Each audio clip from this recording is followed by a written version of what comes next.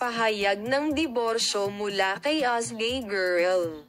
Si Ozgay Girl, na sinasabing diborsyo ni Serkan Kayaglu, ay gumawa ng isang pahayag.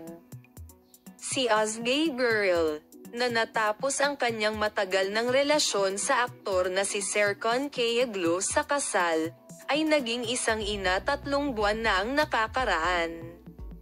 Si Ozgay Girl, na nanguna sa mga paratang na may krisis sa kanyang kasal, ay gumawa ng isang pahayag.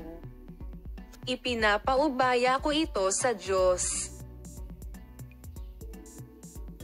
Si Ozgay Girl, na di umano ay tinanggal ang kanyang asawa sa Instagram, ay nakipag-usap sa mamamahayag na si Bilal Ozcan. Ang balita ng diborsyo ay hindi totoo.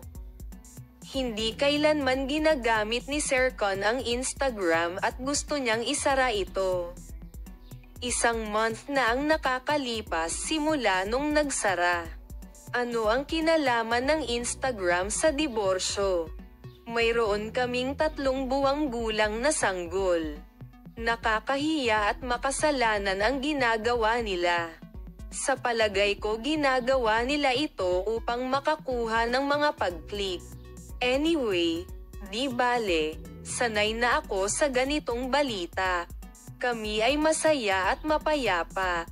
Pinalaki namin ang aming sanggol. Ipaubaya ko na sa Diyos ngayon, sabi niya.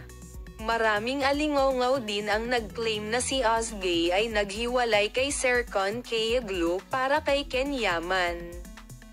Ipapakita namin sa iyo ang mga pag-unlad sa paksa. Bye-bye.